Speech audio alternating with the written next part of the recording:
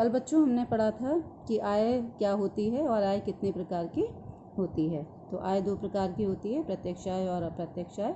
आज हम पढ़ेंगे कि परिवार की जो आय है वो हम किन किन स्रोतों से प्राप्त कर सकते हैं, यानी किन किन माध्यम से हम आय जो है जुटा सकते हैं। तो पहला है हमारा वेतन।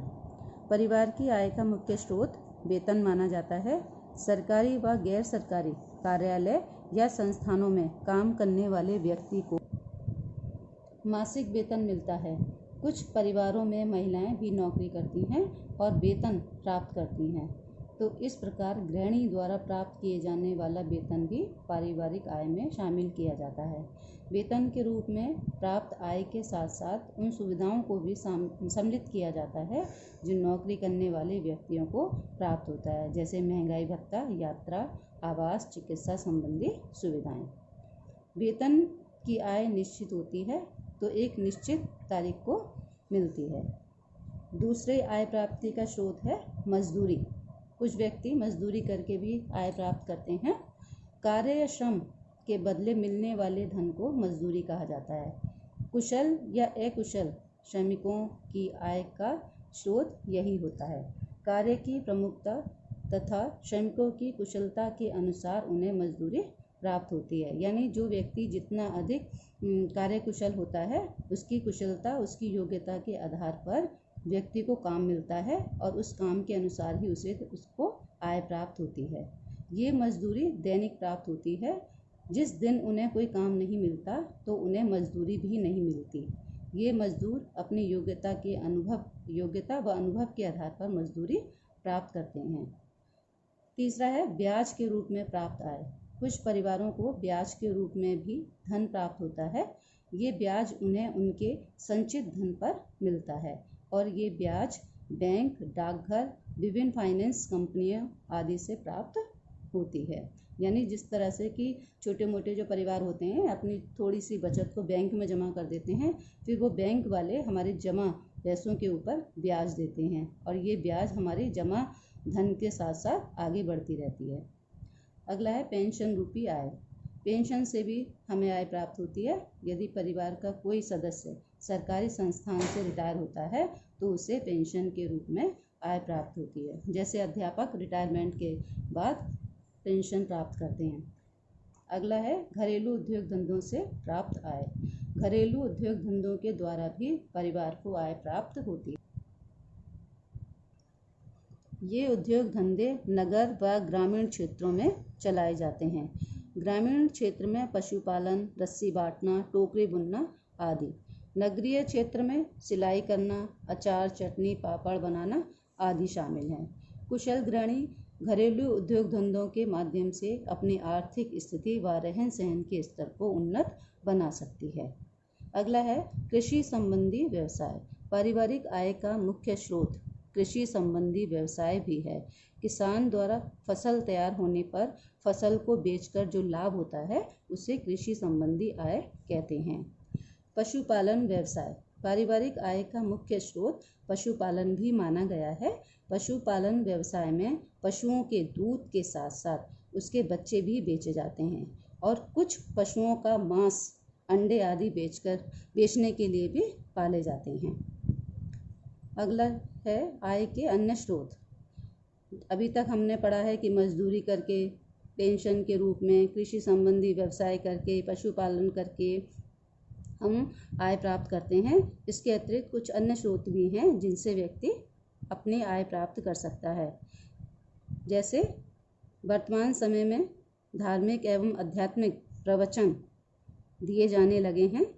नृत्य, गायन, ब्यूटी पार्लर के कोर्स, यूट्यूब पर डाली गई वीडियो, विभिन्न प्रतियोगी परीक्षाओं के लिए तैयार किए जाने वाले जो कोचिंग सेंटर होते हैं वह भी अपने इन सब के माध्यम से आय प्राप्त कर सकते हैं। हेलो बच्चों, अभी तो हमने आय प्राप्त कर ली थी। कैसे? वेतन से, मजदूरी से, किसी को ब्याज देकर आय प्राप्त कर ली थी, पेंशन से प्राप्त कर ली थी, कोई व्यवसाय करके अपने जैसे किराने की दुकान खोलकर या किसी कारखाने में काम करके हमने आय प्राप्त करी थी, या घरेलू उद्योग धंधों से जैसे कि कढ़ाई बुनाई करके, पशुओं को पाल के या रस्सी टोकरी आदि बना के हमने आय प्राप्त की थी।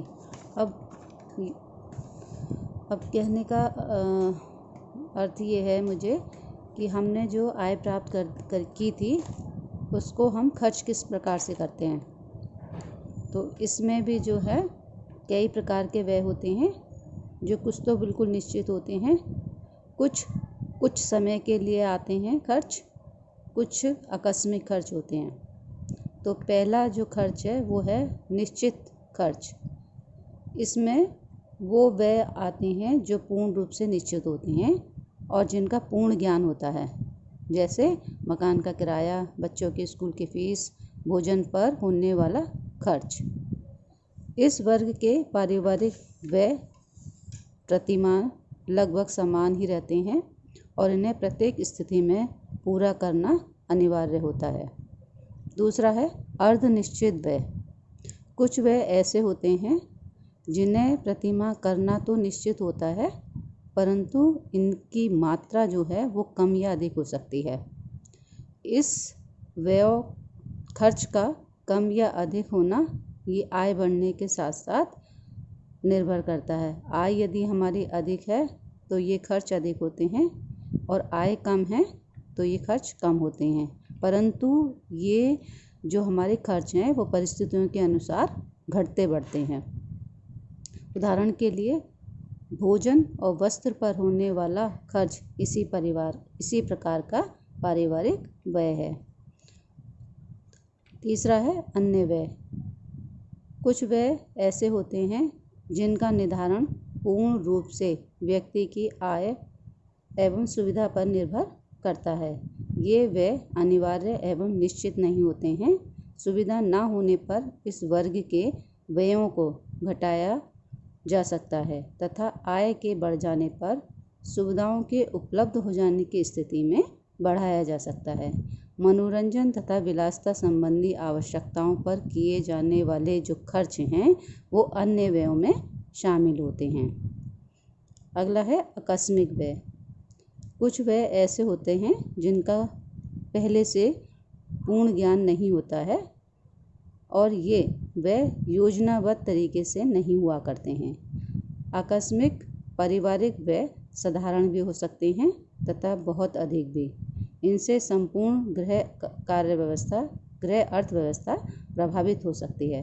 उदाहरण के लिए किसी निकट संबंधी के विवाह के अवसर पर होने वाले आकस्मिक व्यय को साधारण व्यय कह सकते हैं, परंतु परिवार के किसी सदस्य के गंभीर दुर्घटनाग्रस्त हो जाने पर होने वाला आकस्मिक व्यय बहुत अधिक हो सकता है। प्रत्येक परिवार को आकस्मिक व्यय करने के लिए तैयार रहना चाहिए।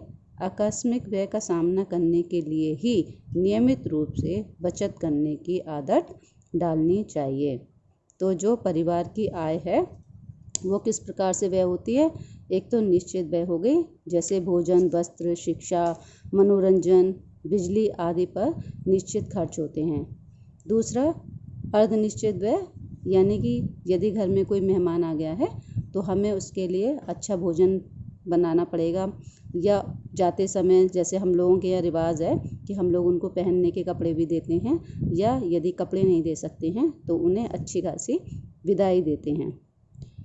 इसके अतिरिक्त अन्य व्यय वे होते हैं जो हमारी आय पर निर्भर करते हैं।